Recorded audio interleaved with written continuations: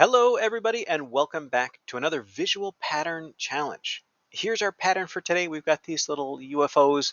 Here's step 1, step 2, step 3. They've even given us a step 4, which is good because this is kind of a hard one. And your challenge is to predict the number of UFOs in step 5. If you can do that, can you predict the number in step 43?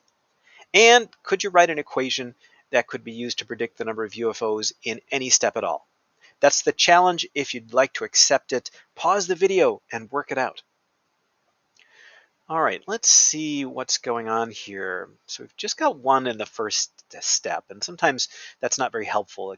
There's a lot of ways to get to 1, right? 1 is 1 squared, but 1 is just 1.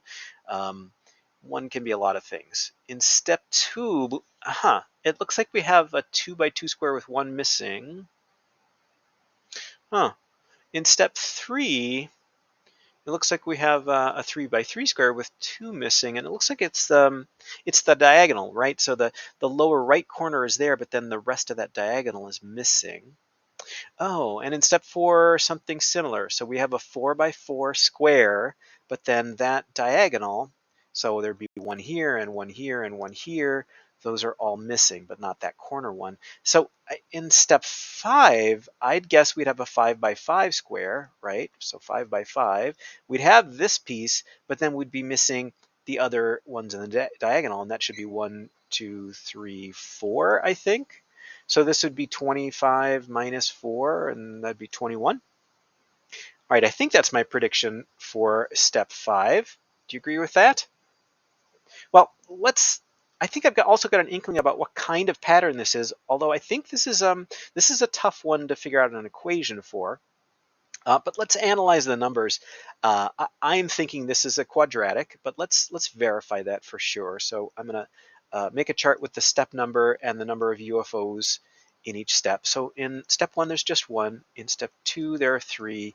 In step 3, 3, 4, 5, 6, 7. And in step 4, this is 16 minus, that's 13. And in step 5, we're predicting 21. Let's go ahead and take the differences between each step. So 3 minus 1 is 2, and 7 minus 3 is 4, and 13 minus 7 is 6, and 21 minus 13 is 8. This is what I was thinking. So it's not a constant in the differences, so we know it's not linear. And if we take the difference of the differences, 4 minus 2 is 2, 6 minus 4 is 2, 8 minus 6 is 2, that's where we get a constant. When that constant in the second order differences is 2, that means it's a plain old x squared. So the coefficient of x squared is actually 1 here. And then there might be other stuff going on. One of the approaches I usually use in a pattern like this, where some squares are evident, is just try to find the step number squared and see what else is happening. And in step 1, that's just the step number squared.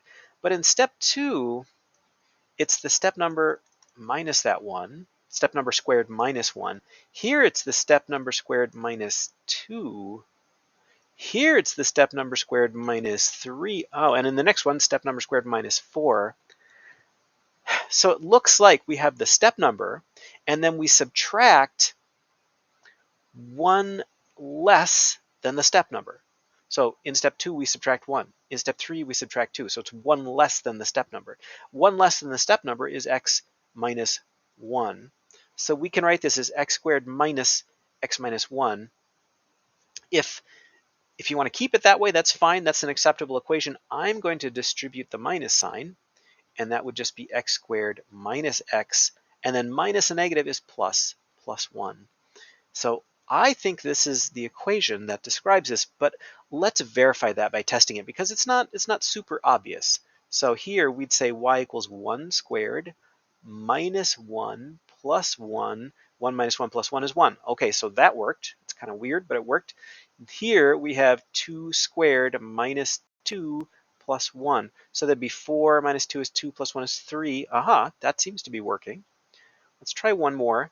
So here we have 3 squared minus 3 plus 1. That'd be 9 minus 3 is 6 plus 1 is 7. Yeah, there are 7. And you can go on and test the other steps if you like, but I'm satisfied that this equation is accurately predicting our pattern. So y equals x squared minus x plus 1. I think this was a tough one to get to. If you got it, congratulations. All right, now figuring out how many in step 43 with this equation shouldn't be too bad.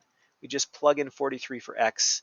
So y equals 43 squared minus 43 plus 1. And 43 squared is 1849 minus 43, that's going to be 1806, and then plus this 1, can't forget that, and we got 1,807 UFOs in step 43. Well, how did that go for you? I think this was a hard one. Did you get 21 in step 5? Did you end up with this equation? I'm impressed if you did. Let me know. Thanks, everybody.